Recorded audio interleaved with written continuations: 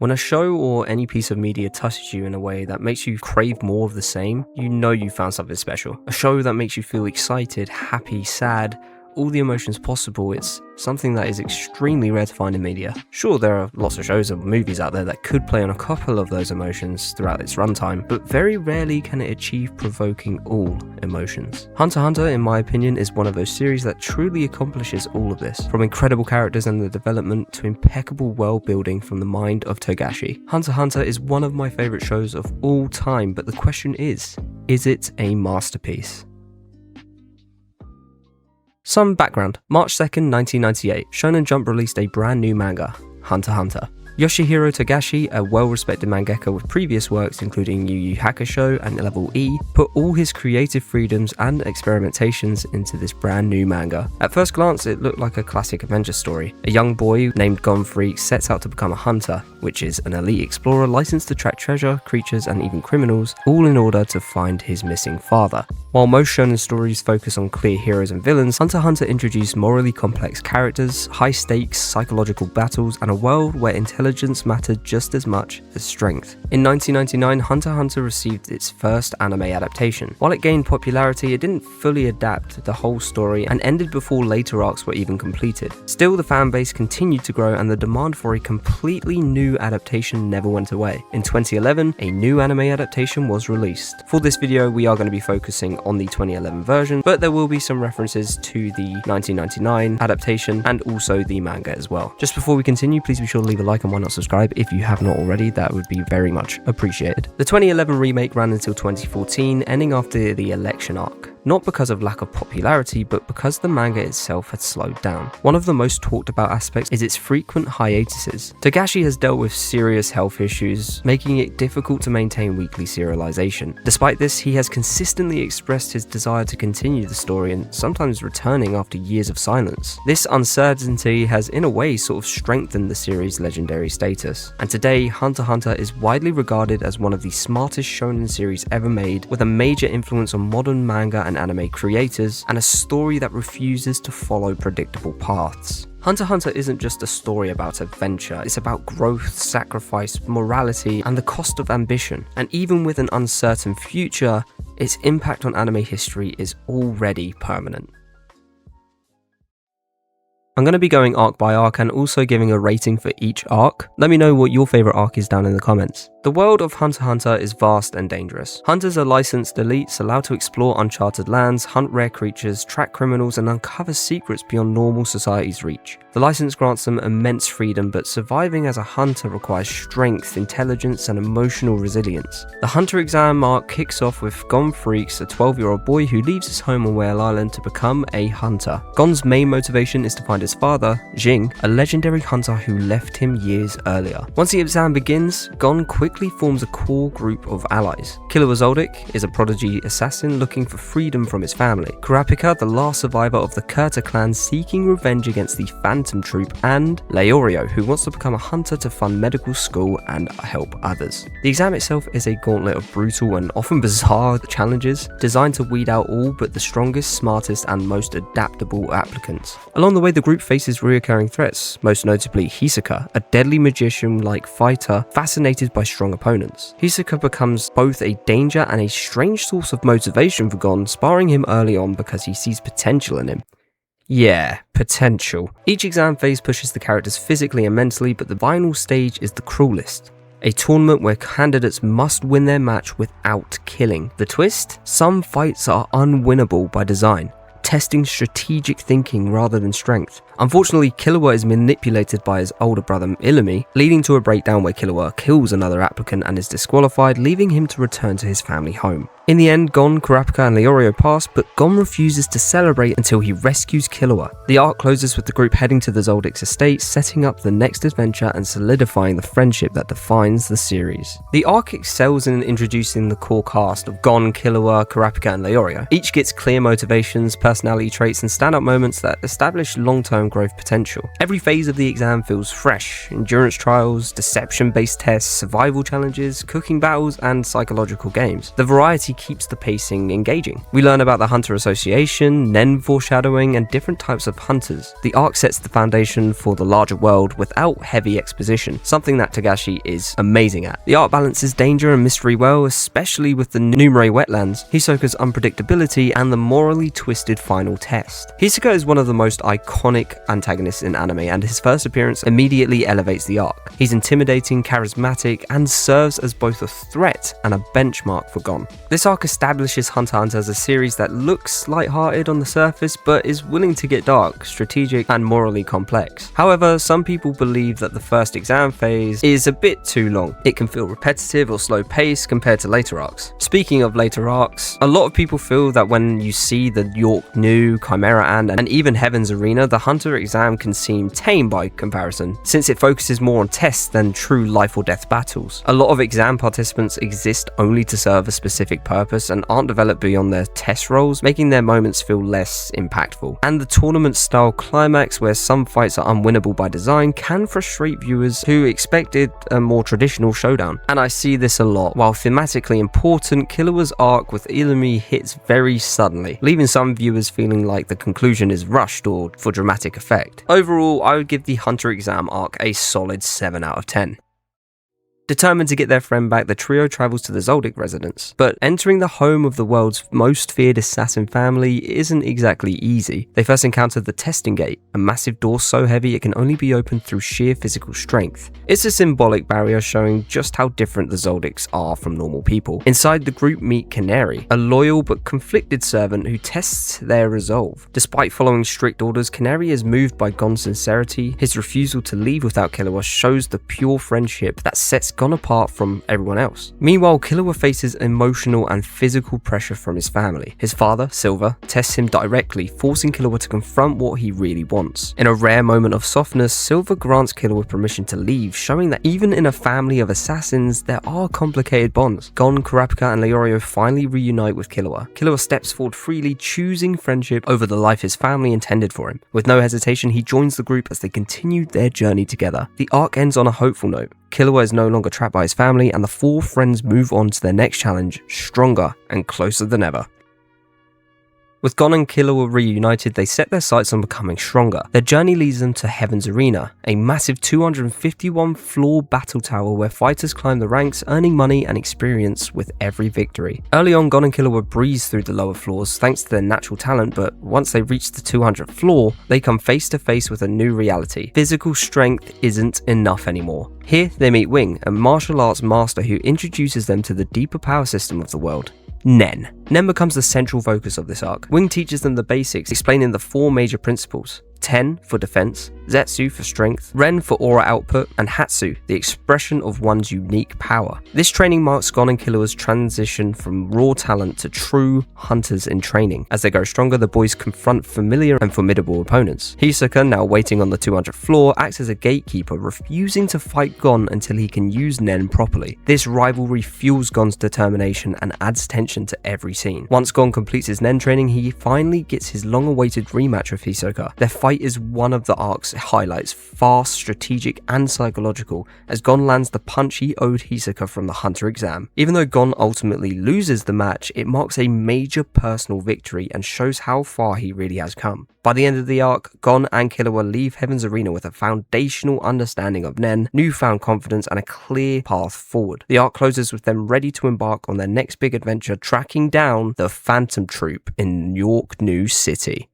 This arc is where Hunter x Hunter fully reveals its power system, and it is just one of the best in all of anime. It's logical, strategic, and it becomes the foundation for every major fight afterward. Heaven's Arena shows Gon and Killua growing in a believable, structured way. Their power isn't random, they learn step by step, giving viewers a satisfying sense of progression. One of the standout moments of the series is Hisoka versus Gon. It's flashy, tactical, and full of psychological tension. Gon landing the quote-unquote receipt punch is a huge emotional payoff. The tower itself, the fighters, and the concept of a battler's economy add depth to the Hunter x Hunter world without slowing the pace down. Gon and Killua's friendship definitely deepens and helps with the storyline, and we see that their personalities contrast. Gon's determination versus Killua's laid-back genius. Compared to longer arcs, Heaven's Arena is tight and easy to follow. It doesn't overstay its welcome and transitions naturally into Yorknew. However, some feel that the arc isn't as emotionally heavy or dangerous as Yorknew or the Chimera Ant arc. For some viewers, it feels more like a long training session than a narrative-driven arc. Some say that there's predictable outcomes, saying that Gon and Killua dominate the early floors without much challenge, which can feel repetitive, or that the arc has low tension.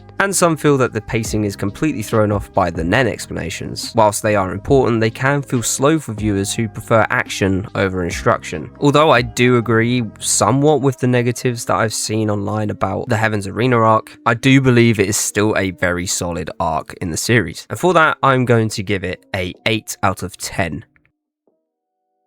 The Yorknew City arc is one of the darkest and most intense arcs in Hunter x Hunter, shifting the story into high-stakes territory. As Gon, Killua, and Leorio head to Yorknew for the world's biggest underground auction, Kurapika takes center stage with a new mission to hunt down the Phantom Troop, the group responsible for the massacre of his Kurta clan. When the auction begins, chaos erupts. The Phantom Troop, led by the cold and calculating Crollo Lucifer, launches a brutal attack and steals everything, leaving Yorknew City in fear. Kurapika, now working as a bodyguard for the influential Nostrad family, finally gets his chance to confront them. His newfound Nen ability, Change Ale, is specifically designed to capture and kill troop members, making him both their biggest threat and their prime target. Meanwhile, Gon and Killua get swept into the conflict as they try to help Kurapika whilst also gathering money to buy Greed Island, the game that may lead them to Gon's father. Their paths collide with the troops, resulting in tense chases, hostage situations, and battles fought more with strategy than brute force. The arc's climax centers on Kurapika's showdown with the troop. He manages to capture Crollo, marking the first major victory in his revenge quest. But the win comes at a cost. Keeping his friends safe means giving up the chance to kill Crollo when he wants it most, forcing Kurapika into a moral conflict that lingers long after the arc ends. By the end, the troop retreats, Crollo is left Nen-sealed, and the group moves on. But the emotional wounds stay open. Yorknew City closes with Gon and Killua refocusing on Greed Island whilst Kurapika sinks deeper into the darkness of revenge. This arc puts full focus on Kurapika, and I am so here for it. It gives him emotional depth, moral conflict, and some of the series' most intense character moments. His revenge-driven journey is one of Hunter x Hunter's strongest narratives for sure. The arc introduces the troop in full force, each member distinct, lethal, and charismatic. They feel like an actual criminal organisation with personalities and motives that go far beyond simple villainry. Yorknew shifts the series from adventure to psychological thriller. Brutality, crime, grief, and revenge fuel the story, raising the stakes to a whole new level. Every episode feels tight and purposeful. Kidnappings, ambushes, infiltrations, there's always a sense of danger. The arc is packed with mind games instead of standard shonen battles. One of the fights that we didn't touch on in the summary is Crollo versus Zeno and Silver. This fight is one of the most stylish, atmospheric fights in the series. It's visually striking and emphasizes how high the power ceiling really is. And not every fight is a brawl. Much of the conflict is psychological. Himoko's schemes, Kurapika's change, and the troops' counterplay create clever, layered confrontations. The arc refuses to paint anyone as purely good or evil. Kurapika's revenge comes with consequences, and the troops' camaraderie gives them unexpected depth. However, there are a few cons to this arc. Gon and Killua aren't as present as they were in previous arcs. Some viewers expected them to be the lead in this arc, which they may feel less engaged, especially compared to other storylines. Some feel that there's limited payoff for some subplots, like the Mafia alliances and auction dynamics. They're introduced with weight but don't fully resolve on screen. With so many characters, some members barely appear or fight, leaving their potential untapped. Much can be said about the Phantom Troop. Cool and interesting characters that have just been introduced, but we don't really get to see them in the spotlight. And some people may just not enjoy the heavy tone shift. The sudden jump from Heaven's Arena to Yorknew is massive. Some might find it jarring, some might find it incredible. I'm in the latter. Yorknew is one of my favourite arcs in any anime, so I'm going to give it a 9 out of 10.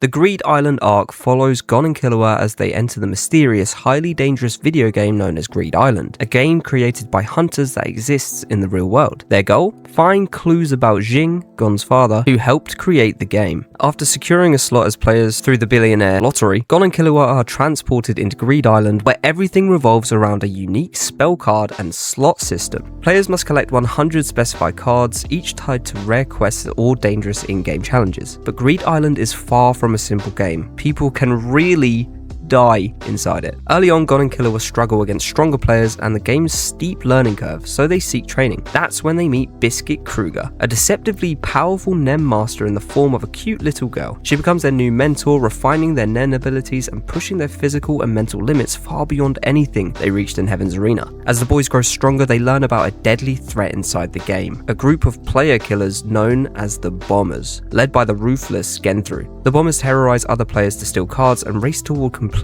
the game by force. Gon, Killua and Biscuit join forces with an alliance of players to fight back. The arc shifts into strategy-driven battles as the trio uses their training, creativity and teamwork to survive the Bombers' traps. This leads to Gon's intense showdown with Genthru, a battle that pushes him to the limit, showing just how far he has come as a fighter. In the end, their team successfully clears the game. As a reward, Gon earns the right to transport one card into the real world. But instead of riches, he chooses a card called a company, using it to search for Jing. Gon then uses the card, but it leads him not to his father, but to Kite, a hunter connected to Jin, setting up the next arc and Gon's biggest challenges yet. Greed Island is one of the strongest training arcs in anime. The boys' Nen fundamentals, combat strategy, and physical abilities evolve in meaningful and believable ways. Bisky is one of the best additions to the cast. She's funny, quirky, and a great contrast to both Gon and Killua. She brings structure to their training and deepens the Nen system for the viewer as well. The idea of a real-world video game with spells, cards, quests, and hidden mechanics is refreshing. It expands on Hunter x Hunter's world without breaking immersion, something which I mentioned that Togashi is just incredible at. Most battles aren't who punches harder, they're about planning and teamwork. Very on brand for Hunter x Hunter. Gon's final fight is one of the most tactical and emotionally charged battles. It's a moment where his determination and training collide perfectly, and the ending connects directly to Kite, Jing, and the Chimera Ant storyline, making Greed Island a crucial bridge in the overall narrative. Compared to Yorknew City and the Chimera Ant arc, the tension is definitely lighter. It's fun and strategic, but not as intense or dramatic as the other arcs. The main antagonist is functional, but not nearly as iconic as Hisoka or the Phantom Troop, or subsequent villains. The long training sections and card collecting portions may feel repetitive to some people who want faster pacing or more plot progression. Many feel that the Alliance members and players in the game aren't fleshed out and mostly serve as plot devices, which is a fair point. And when it comes to already established characters like Kurapika and Leorio, they don't appear at all, which can disappoint fans who love the Yorknew focus on Kurapika and just enjoy the goofiness of Leorio. Greed Island arc isn't exactly one of my favourites in the series, but it is by no means bad at all. I'm going to give it a 7.5 out of 10. We've just hit peak. The Chimera Ant arc is widely considered as the darkest, most complex and emotionally intense arc in Hunter x Hunter. It begins when Gon and Killua investigate mysterious deaths linked to a new species, Chimera Ants, monstrous creatures capable of consuming other animals and humans to pass on their traits. The Chimera Ant Queen arrives in the human world seeking to produce the perfect offspring. As she absorbs powerful humans, her children gain intelligence, combat skills, and unique abilities, creating a rapidly growing army of formidable enemies. This evolution sets the stage for a threat unlike any Gon and Killua have ever faced. Gon and Killua, alongside seasoned hunters like Moral, Nove, Shoot, and Palm, are tasked with exterminating the Chimera Ants. During this journey, the arc explores morality, human nature, and the cost of power. We're introduced to villains like Meruem, the king of the Chimera Ants, who is more than just a mere monster. He and others like him are strategic, philosophical, and sometimes even sympathetic, challenging the heroes in unprecedented ways. The story reaches its emotional core as Gon confronts Pitu, one of the royal guards, after Pitu fatally wounds his mentor Kite. Fueled by grief and rage, Gon taps into the darkest reaches of his Nen, sacrificing his body and humanity in pursuit of vengeance. This personal struggle contrasts sharply with Killua's growth as he becomes more protective, measured, and determined to save his friend from self-destruction. Meanwhile, Meruem's evolution explores themes of identity, morality, and empathy. His interactions with Komugi humanize him, showing that even a monster can learn compassion. The arc culminates in the hunter's final assault on the Chimera Ant Palace, combining high-stakes battles, strategy, and tragedy. By the end, the Chimera Ant threat is neutralized, but at great cost. Gon survives his transformation thanks to Killua's intervention, but the events leave a lasting impact on the characters, reshaping their worldviews and setting up the series' next chapters.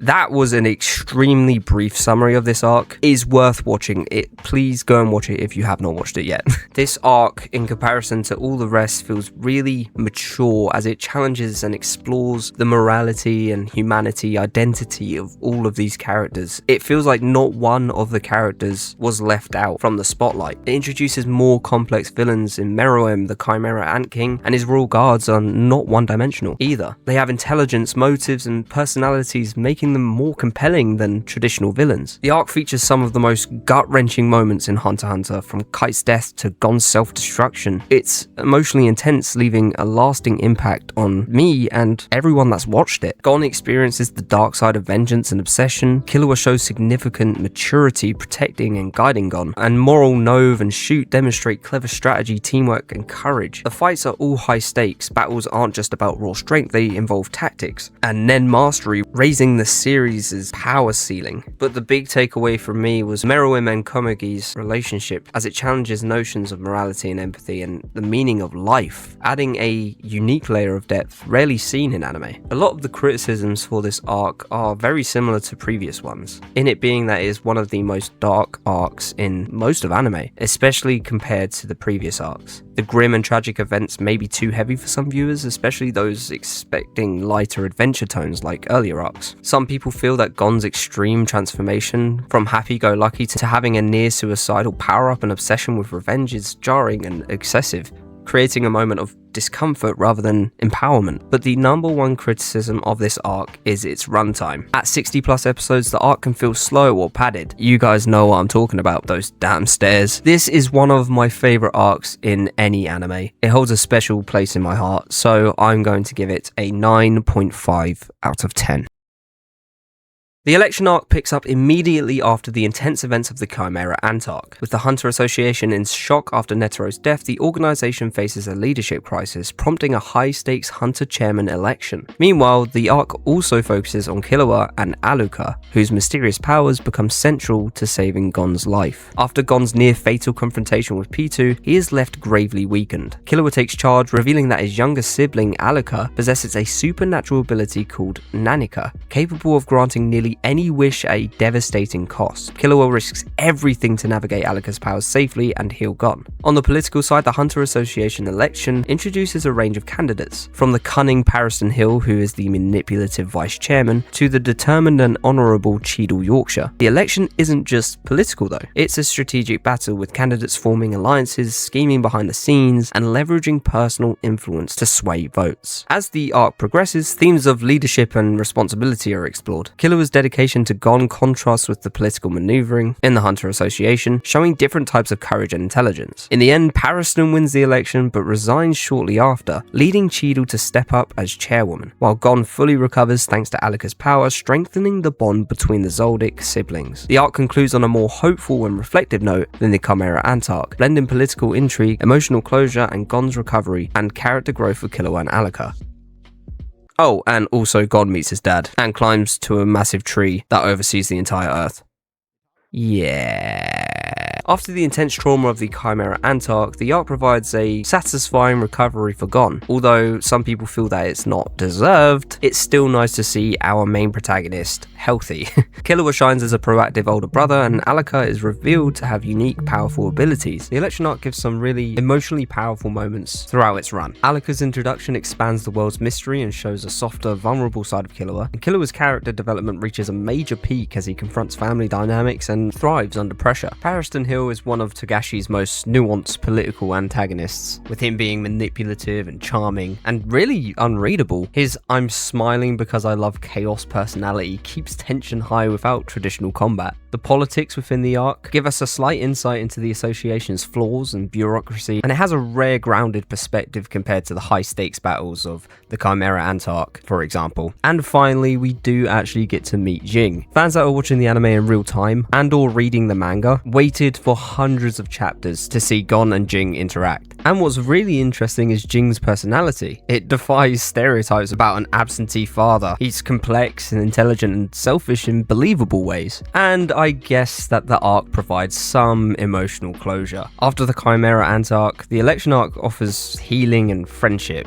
and a resolution for Gon and Killua. However, this is my least favourite arc. I mentioned how each arc has a very sudden tonal shift, and it's very noticeable in this one. That might be because it's a lot to follow up with the Chimera Ant arc before, but it hit me like a truck with this one. The Zodiacs are introduced a bit too fast for my liking, and only a handful of them, with Pariston and Cheadle, etc., get meaningful development. It felt confusing at points trying to keep track of all the names and the political manoeuvring. Pariston just quitting after being appointed the chairman is kind of weird, unsatisfying, and maybe too abrupt in some people's eyes. Although his motivations remain intentionally mysterious, it can still be frustrating. I mentioned before, but I feel like Gon's healing is just not earned and is very rushed in a way. And considering the gravity of his condition, the resolution seems too quick compared to the arc's political side. And this is a personal one. Killua's departure is cruel. Many fans like myself felt pain over the separation of the main duo. It signals a major shift in the series' direction. However, this is the end of the anime, right? So it doesn't matter all too much. But for readers of the manga, you know what I mean. I would give the election arc a solid 7 out of 10.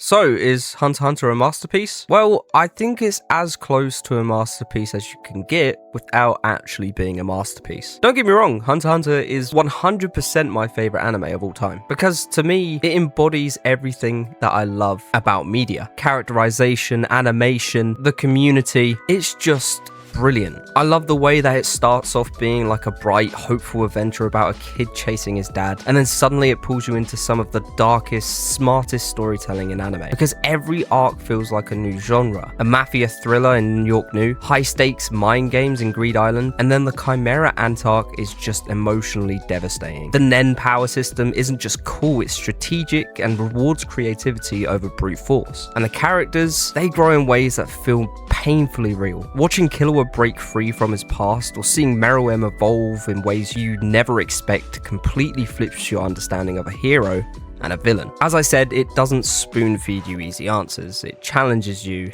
and surprises you, and sometimes straight up hurts you. And although I can't give Hunter x Hunter the masterpiece title, I can certainly give it the title of unforgettable.